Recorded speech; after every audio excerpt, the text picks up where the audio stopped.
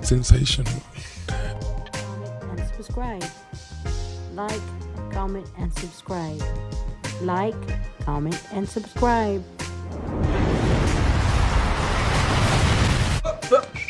Diddy and Lori Harvey, they're heating things up in Italy. Notice her arm is on the back of his chair. It's no secret that Cat Williams has never been a Steve Harvey fan. In fact, Cat has publicly called out Steve on more than one occasion for being a liar and selling his soul for money and fame. But in the latest turn of events, Cat is apparently pointing the finger at Steve for allegedly pimping out his daughter Lori to the man who is slowly but surely getting exposed as a real-life demon, Sean Diddy Combs. Lori never admitted she was in a relationship with Diddy. However, photos don't lie, and these two have been spotted sharing PDA on more than one occasion. They were even seen getting all cozy in front of Lori's parents, Steve and Marjorie, which means that not only did Steve know about Lori dating Diddy, but he also gave this bizarre relationship his stamp of approval. Now, the reason Lori's relationship with Diddy is bizarre is not only because of their age difference. Of course, that's already creepy enough because Diddy is 28 years older than Lori. Let that sink in. When Lori was born,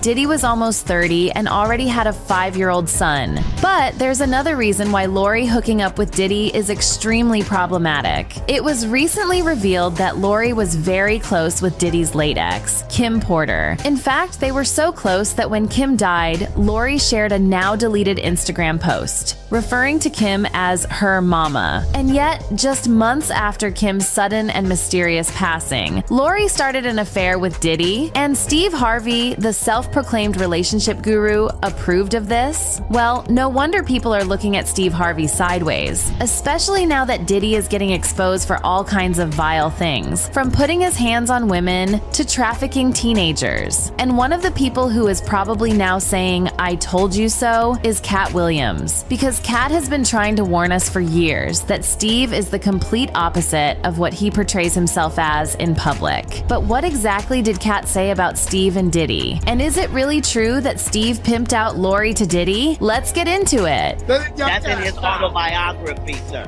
In his autobiography, he tells you who he slept with, what he did. That's what made him the GOAT. Ever since Cassie filed her explosive lawsuit against Diddy on November 16th, one day after the 5th anniversary of Kim Porter's death, it's like karma has been putting in overtime to expose not just Diddy and all his alleged crimes, but also his enablers. And word on the street is that one of these enablers is none other than Mr. Steve Harvey. Steve has been laying low ever since Diddy's downfall started. However, their friendship is well documented, and Stevie always spoke highly of Diddy. Told him no, what y'all do? As it turns out, he did have a point, because Harvey was arrested and charged with SA in 2018. He was later found guilty on multiple charges and is serving a 23-year prison sentence in New York. After his release, he will be transferred to a California prison after getting convicted in a separate trial in Los Angeles. Anyway, according to Cat Williams, because he refused all these advances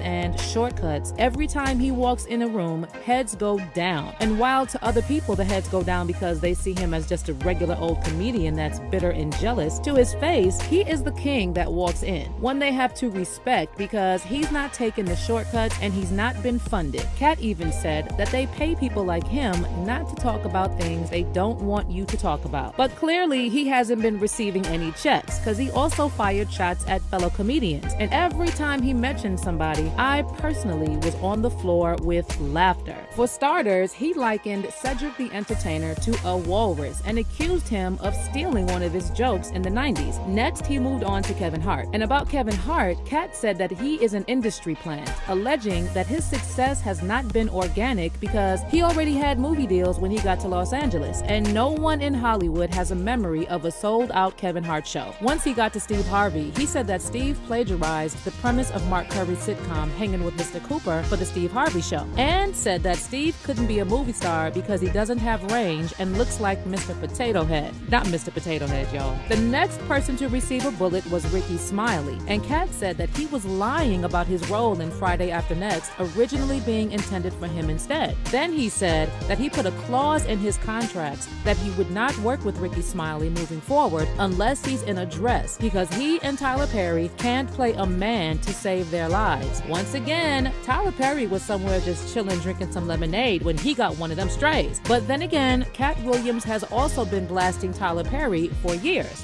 I'm saying I don't have any hatred in my heart for Tyler Perry because he works hard. But he is a drag queen. Let's be very honest. A drag queen is somebody who works in drag.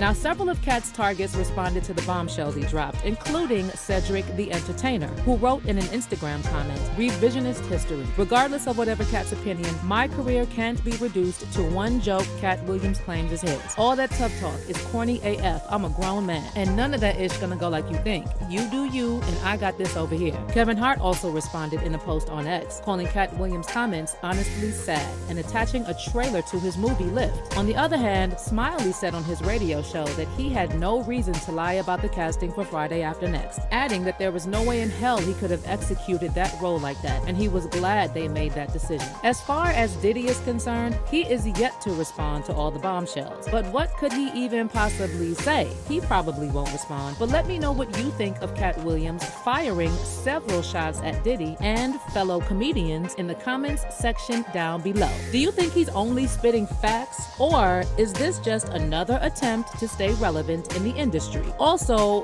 which of the jabs was your favorite?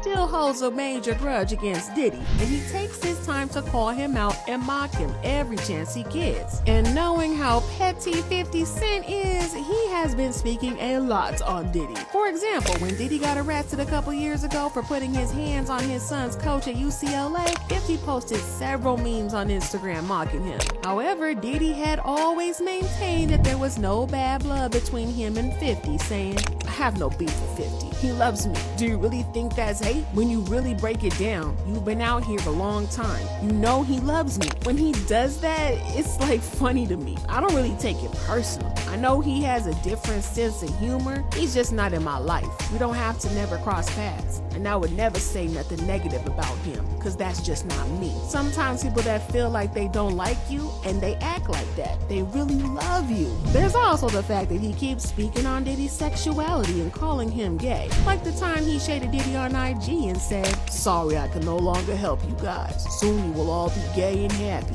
You are now left under the leadership of Putty Daddy," reports the nearest Rainbow. Shading someone while you're literally in a hospital bed means that you're fully committed to your beef. There's also the time he went on the Breakfast Club and said that Diddy was fruity. And he go, when he do it, he says things, he doesn't even know what he's saying is like fruity. Now 50 Cent also claimed that Diddy once tried to take him shopping. So yo, when we gonna get the chance to, to kick it, like we can just hang out? We gotta kick it. This is Paul. Okay. He telling me we gotta kick it, and he's like, yo, why don't we like go shopping or something? I mean, like, I pay for it. And I was like, this just saying.